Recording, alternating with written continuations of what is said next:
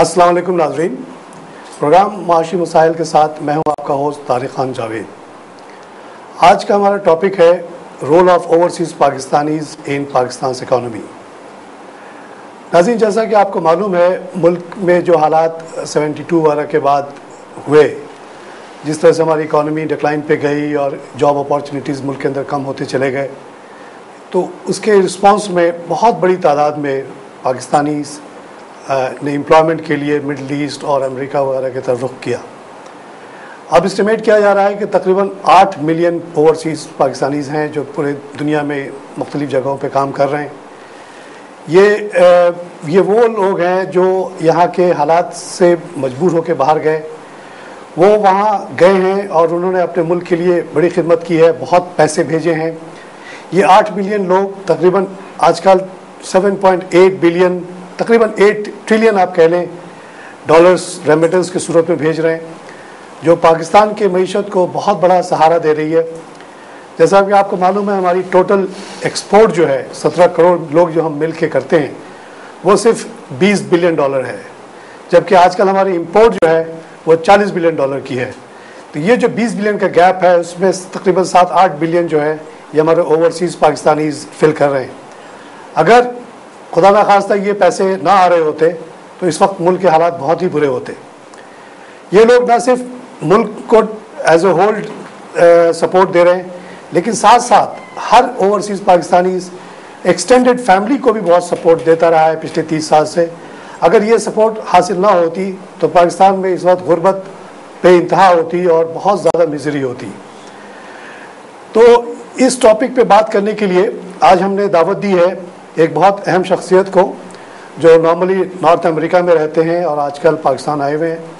ان کا نام ہے حسن مبین قریشی صاحب، جو کہ اوورسیز پاکستانیز انویسٹرز فورم کے senior vice president and founding members میں سے ہیں۔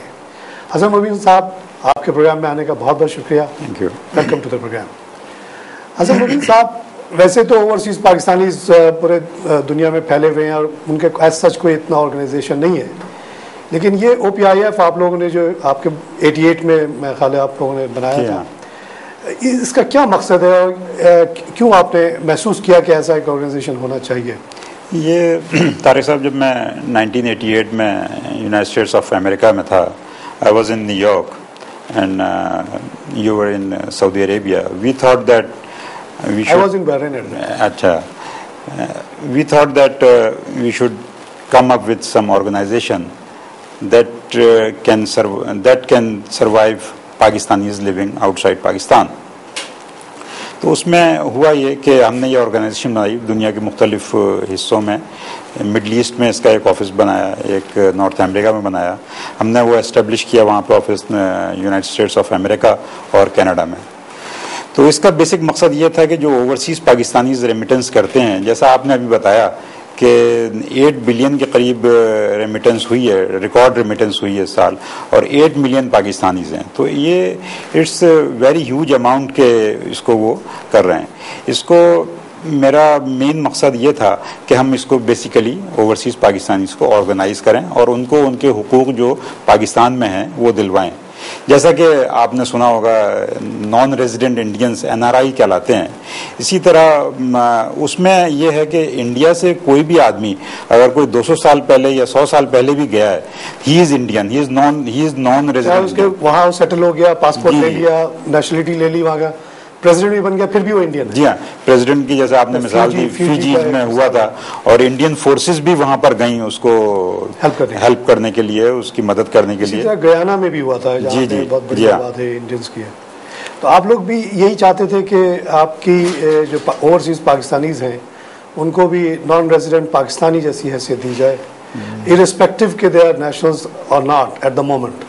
جی ہاں، they should continue to be considered as Pakistanis. جی ہاں، اس میں اب جو ان کی جنریشنز آ رہی ہیں، جیسے انڈینس کی جنریشنز جو کینیڈا میں سکھوں کی جنریشنز پل رہی ہیں، وہ کبھی انڈیا نہیں آتے، لیکن دے کنٹریبیوٹ فار انڈیا، جو ان کے ریلیٹیوز ہیں۔ جیسے ہمارے یہاں بھی یہی ہے، ہمارے یہاں میرپور آزاد کشمیر میں اگر آپ کبھی گئے ہوں تو وہاں پہ اتنا آپ کو لگے گا نہیں کہ یہ پاکستان کا حصہ ہے کوئی. ایون باربر شاپس جو ہیں وہ اتنی ویل آرگنائزڈ ہیں, اور جو ان میں جو اکوپمنٹس لگے ہوئے ہیں وہ سارے انگلینڈ سے, وہ میرپور کے جو لوگ وہاں رہتے ہیں انگلینڈ میں وہ بیچتے ہیں. They are the owners of those shops in Azad Kashmir. اچھا, یہ جو آپ لوگوں کو کنونس کرتے رہے 88 سے کہ بھئی آپ لوگ انویسٹمنٹ پاکستان میں لے کر جاؤ, جی, تو اس کی کیا بیسس ہے, کیوں لوگ پاکستان انویسٹمنٹ لے کے آئے؟ اگر پاکستان اتنی اچھا تھا تو وہ چھوڑ کے گئے کیوں؟ دیکھیں, پاکستان اس لیے چھوڑ کے گئے کہ یہاں کے جو معاشی حالات تھے, جو یہاں کے ٹیکسز کا سسٹم تھا, انڈائریکٹ ٹیکسز اور ڈائریکٹ ٹیکسز, اس کی وجہ سے غریب سے غریب تر ہوتا جا رہا تھا. دیکھیں, جب میں ذرا تھوڑا پیچھے چلے جاؤں گا, 1947 میں جب پاکستان آزاد ہوا, انڈیا بنا, تو انڈیا میں ساری پراپرٹیز جو ہیں وہ انہوں نے ختم کر دیں. جو بڑے بڑے لینڈ لارڈ سے لینڈ ریفارمز کے تحت جو جاگیرداری سسٹم تھا وہ انہوں نے آلموسٹ زیرو کر دیا, جبکہ پاکستان میں ایسا نہیں ہوا.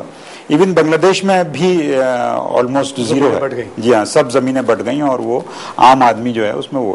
پاکستان میں ایسا نہیں ہوا. پاکستان میں آج بھی آپ کی پارلیمنٹ میں جو ہے وہ تقریباً 60% جو ہے وہ جاگیردار اور وڈیرے ہیں. بہت کم پرسنٹیج ہے جو جیسے ایم کیو ایم کی پارٹی ہے, انہوں نے جو ہے وہ مڈل کلاس سے یہ لوگ لے کے آئے. پیپلز پارٹی بھی کافی حد تک نیچے سے لوگوں کو لے کے آتی ہے, لیکن اس میں وڈیرے بہت زیادہ ہوتے ہیں. تو بیسیکلی جو پاکستانیز کا جو رائٹس ہے وہ ان کو یہاں نہیں مل رہا تھا 60s 70s تک جو ہے. تو اس وجہ سے لوگ معاشی بدحالی کی وجہ سے یہ ملک چھوڑ کے گئے, ورنہ کون اپنا ملک جو ہے وہ چھوڑنا چاہتا ہے. تو ٹھیک ہے, ابھی جو وقتی مسائل 60s کا آپ نے ذکر کیا, 70s کا, ان دا لانگ رن آپ لوگوں کی کیا ریڈنگ ہے پاکستان کے بارے میں؟ آپ سمجھتے ہیں کہ یہ ملک ٹھیک ہو جائے گا یا یہ مزید خرابی ہوتا چلا جائے گا؟ نہیں, دیکھیں, لانگ رن میں تو مجھے بہت امید ہے. I am very optimistic about Pakistan. اور یہاں جو ہے وہ انشاءاللہ ہم لوگ, چونکہ ہم لوگوں کا رول ماڈل, ہم لوگ تو رول ماڈل تھے بہت سے ملکوں کے. 60s میں کوریا کا ہم لوگ رول ماڈل تھے. کوریا نے آپ دیکھا کتنے ترقی کی. چائنا ہم سے پیچھے تھا, اب آج چائنا اور انڈیا دیکھ لیں کہاں آ گیا. میرے خیال سے اگلے 25-30 سال میں پاکستان بھی جو ہے وہ کافی بڑی اکنامک سپر پاور بن سکتا ہے, اگر یہاں کے حکمران جو ہیں وہ چاہیں اور وہ کنٹریبیوٹ کریں اسی طرح کہ عوام کا خیال کریں, جو صحیح پالیسی ہیں. اور سب سے بڑا لا اینڈ آرڈر کا جو مسئلہ ہے یہاں پہ, اور جو فاٹا میں اور ادھر جو آپ دیکھ رہے ہیں آج کل جو تحریکیں چل رہی ہیں, وہ تو لوگ کہتے ہیں کہ وہ is a result of what happened after 72 وغیرہ میں. آپ کے خیال میں ٹرننگ پوائنٹ کیا تھا کہ پاکستان, جیسا آپ نے کہا شروع میں بہت اچھا چل رہا تھا, 60s تک بھی کوریا وغیرہ سے بہتر تھا, وہ کون سا پوائنٹ تھا جس پہ وہ آ کے پاکستان پیچھے کی طرف چلا گیا, یہ ملک آگے نکل گیا؟ ٹرننگ پوائنٹ دیکھیں, ہمیشہ جب بھی ملٹری ڈکٹیٹرشپ آئے گی کسی بھی ملک میں تو لوگوں کی آواز دب جاتی ہے. لوگ اپنی جو ہے آواز کو, جیسے اب آج کل جیسے میڈیا آزاد ہو گیا ہے, ایسے پہلے کبھی نہیں تھا پاکستان میں. تو ایوب خان کا ماشاء اللہ کہتے ہیں بہت اچھا تھا, بہت اکنامک پراسپیرٹی ہوئی, لیکن اس کا نتیجہ کیا نکلا؟ ملک جو ہے وہ 2 حصوں میں بٹ گیا. میں جو ایسٹ پاکستان کے جو بنگالیز تھے وہ بہت ڈپرائیوڈ فیل کرتے تھے ہمیشہ سے, اور جب خاص طور سے کراچی سے یہ کیپٹل اسلام آباد لے گیا ایوب خان, تو بنگالی نے جو ہے وہ بہت زیادہ ڈیپریویشن محسوس کیا, اس لیے کہ کراچی میں بنگالی جو ہے وہ کافی ایزی فیل کرتا تھا, یہاں کا کلائمیٹ, یہ آنا جانا, یہ وجوہات ہیں جس کی وجہ سے پاکستان ڈاؤن ورڈ اسٹرینتھ. پھر اس کے بعد ہر 10 سال کے بعد ایک ملٹری ڈکٹیٹر جو ہے وہ آ جاتا ہے, اور وہ 10-11 سال جو ہے وہ ون مین رول چلتا ہے, اور اس سے جو ہے وہ بڑی سپر پاورز جو ہیں وہ بھی صحیح رہتی ہیں, اس لیے کہ ان کو ایک آدمی سے ڈیل کرنا ہوتا ہے, پارلیمنٹ سے ڈیل نہیں کرنا ہوتا ہے, ممبر لیجسلیچر سے ڈیل نہیں کرنا ہوتا ہے, انڈیپینڈنٹ ہو ہی نہیں سکتا, ان کی باتیں اس کو ہر حال میں سننی پڑتی ہیں. تو یہ بتائیے کہ اب جو آپ لوگ پاکستان میں انویسٹمنٹ جو لا رہے ہیں, آپ بھی خاصا انویسٹمنٹ لائے ہیں, آپ کے بہت سارے ساتھی لائیں, تو کس سیکٹر میں آپ لوگوں کا دھیان زیادہ ہے, کس سیکٹر میں آپ ریکمینڈ کر رہے ہیں کہ لوگوں کو؟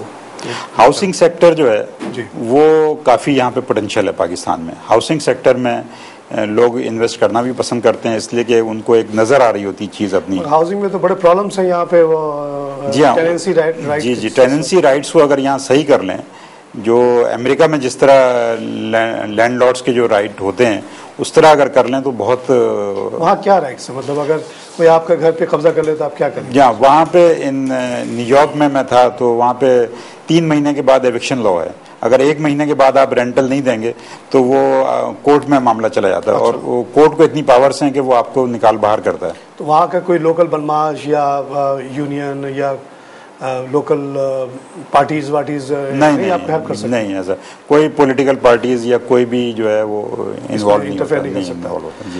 جیسے یہاں بھی قانون اگر آپ ڈگری وغیرہ لے بھی لے فیور میں تو آپ کو امپلیمنٹیشن میں بڑی پرابلم آتی ہے. جی ہاں, پولیس سپورٹ نہیں کرتی یا علاقے میں جو پولیٹیکل فورسز ہوتی ہیں تو وہ چیزیں وہاں انٹرفیئر نہیں کرتی. دیکھیں بیسیکلی پولیس جو ہے نا, اگر پولیس کو آپ انڈیپینڈنٹ کر دیں, انڈیپینڈنٹ سے مطلب یہ نہیں کہ بالکل انڈیپینڈنٹ کر دیں, پروونشل سبجیکٹ جو ہے وہ پولیس کو بنا دیں, لوکل پولیس خاص طور سے.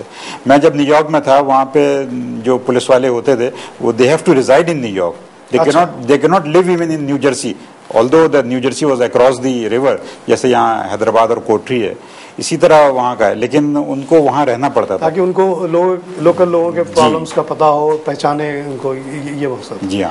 تو آپ کے خیال میں اگر یہ لیگل سسٹم ہم امریکہ کے لیول پہ لے آئیں, فیڈرل مارگیج ایجنسی ٹائپ کی چیز بنا دیں, تو کتنی بڑی انویسٹمنٹ آ سکتی ہے ہاؤسنگ سیکٹر میں باہر سے؟ ہاؤسنگ سیکٹر میں کافی بڑی انویسٹمنٹ وہاں سے آ سکتی ہے, اس لیے کہ مین جو ایک عام آدمی کی بات کر رہا ہوں, وہ ایک مکان خرید کے یہاں پہ رینٹ پہ دے سکتا ہے اگر اس کو یہ پتہ ہو کہ اس کی جو یہ انویسٹمنٹ ہے یہ سیکیور ہے, اور وہ جب چاہے گا یہ مکان خالی کرا سکتا ہے, تو وہ یقیناً اس میں انویسٹ کرے گا. میں ان لوگوں کی بات نہیں کر رہا جو بہت بڑے انویسٹر ہیں, یہ ایک عام آدمی بھی 2-3 مکان خرید. ریٹائرمنٹ پلاننگ جیسے باہر کے ملکوں میں ہوتی ہے, سعودی عربیہ وغیرہ میں ہم نے یہی دیکھا کہ جو بھی ہمارے کولیگس تھے انہوں نے یہی کیا کہ 2-3 گھر بنا کے کرائے پہ دے دیے, کہنے یہ ہمارا سیکیورٹی ہے فیوچر کا اور ہمارے ریٹائرمنٹ پلان ہے. سعودی عربیہ میں اسلامی قانون نافذ ہے لیکن وہاں بھی کوئی کسی کے گھر پہ قبضہ نہیں کر سکتا. جی ہاں, بالکل صحیح. تو وہ بہت ہی سیفلی اور سیکیورلی وہ انویسٹ کرتے ہیں.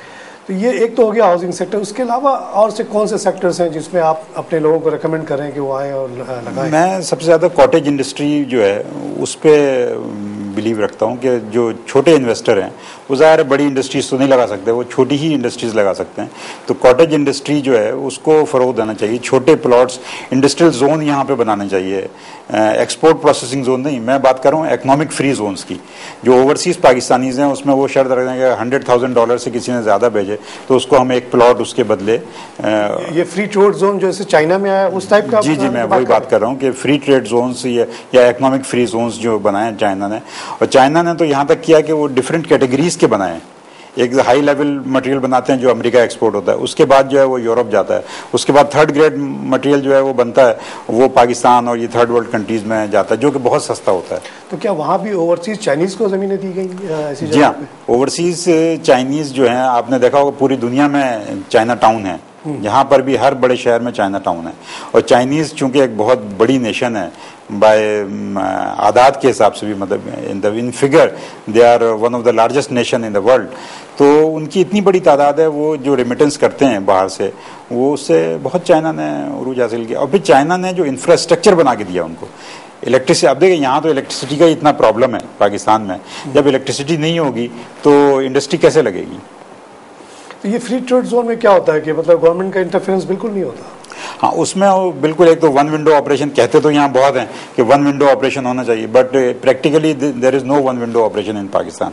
دیر are so many agencies, explosive کا انسپیکٹر ہے, سیفٹی کا انسپیکٹر ہے, مائننگ انسپیکٹر ہے, فائر کا انسپیکٹر ہے, وہ ہر آدمی اپنا اپنا حصہ اس میں مانگتا رہتا ہے. آپ ایک کوئی چھوٹی سی بھی انڈسٹری لگانے جائیں, ایک کورنگی انڈسٹریل ایریا میں آپ 600 گز کا پلاٹ لیں اور اس کے پہ کوئی معمولی سی چاکلیٹ کی فیکٹری لگانا چاہیں یا کوئی یہ شاہی سپاری کی کوئی انڈسٹری لگانا چاہیں, آپ دیکھیں کتنی پرابلمس ہوتی ہیں. 11-12 ایجنسی سنا پیچھے پڑ جاتی ہیں. تو آپ لوگوں کا پرپوزل یہ ہے کہ گورنمنٹ کوئی ایریا دے دے آپ لوگوں کو, آپ اس میں انڈسٹری لگائیں, نہ آپ کو گورنمنٹ کسی قسم کی سپورٹ کرے, نہ آپ کو انٹرفیئر کرے, آپ اپنی فیکٹری لگائیں, آپ فائدہ کریں, نقصان کریں. جیسے آپ نے دیکھا ابھی CNG پمپس کی کتنی مشروم گروتھ ہوئی, حالانکہ اس میں بھی تقریباً 14 ایجنسی سے جو ہے نا اسلام آباد تک سے جو ہے وہ چاہیے ہوتا ہے سرٹیفکیٹ کا, کلیئرنس سرٹیفکیٹ. اس کے باوجود آپ دیکھیں کتنا لوگوں نے یہاں پہ انویسٹ کیا. پوٹینشیل تو یہاں پہ انویسٹمنٹ کا بہت ہے, اس لیے کہ آبادی جو ہے وہ کافی زیادہ ہے یہاں پہ. ہاں لیبر کاسٹ آپ کے یہاں بہت فیوریبل ہے. اگر آپ دیکھیں کہ امریکہ میں جو اس وقت کار انڈسٹری چل رہی ہے جی جی تو جی ایم والے $73 پر آور لے رہے ہیں یونینائزڈ ورکر, ٹویوٹا وغیرہ $40-45 لے رہے ہیں. تو اس کے مقابلے میں تو ہمارے یہاں ظاہر ہے لیبر بہت ہی چیپ ہے, اور اکنامیکلی تو کوئی ریزن نہیں ہے کہ یہ انڈسٹری یہاں شفٹ نہ ہو جائے.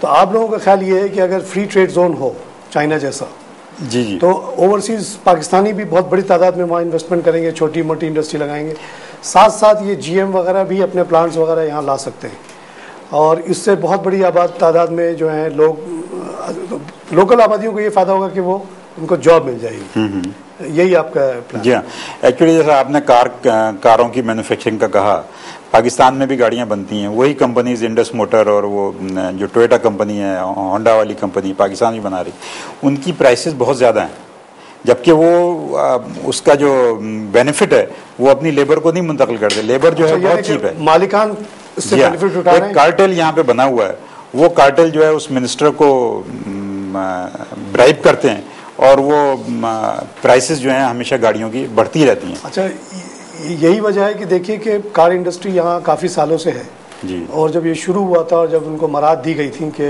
امپورٹ ڈیوٹی اتنی لگائی گئی تاکہ وہ ان کو پروٹیکشن ملے, تو ایک ایگریمنٹ ہوا تھا کہ ہر سال وہ اتنی چیزوں کو لوکلی بنانا شروع کریں گے اور اس کی امپورٹ کم ہوتی چلی جائے گی. جی ڈیلیشن پلانٹ, سبسیڈریز انڈسٹریز جو بنانی تھی انہوں نے. آج بھی آپ دیکھ لیں کہ اندس ہو یا سوزوکی ہو, اس کے ارد گرد چھوٹی چھوٹی انڈسٹریز نظر نہیں آتی, جو کہ ایک انٹینشن ہوتا ہے ایسے انڈسٹری کا, ڈاؤن اسٹریم انڈسٹری نہیں. ہے. اور according to the initial agreement اگر وہ ڈاؤن اسٹریم انڈسٹری ڈیولپ نہ کرتے تو ان کے امارات ختم ہو جانے چاہیے تھے, جی ہاں, لیکن وہ ختم نہیں ہوتے. وہی وجہ وہی ہے جو آپ بتا رہے ہیں کہ انہوں نے اپنے وعدے بھی پورے نہیں کیے اور وہ بے انتہا پروفٹ بھی لے رہے ہیں. اس طرح سے تو ڈیولپمنٹ نہیں ہوگی. جب تک آپ کار اتنے سستے نہیں بنائیں گے کہ آپ ایکسپورٹ کر سکیں تو آپ اتنی بڑی آپ کی انڈسٹری ڈیولپ ہی نہیں ہو سکتی.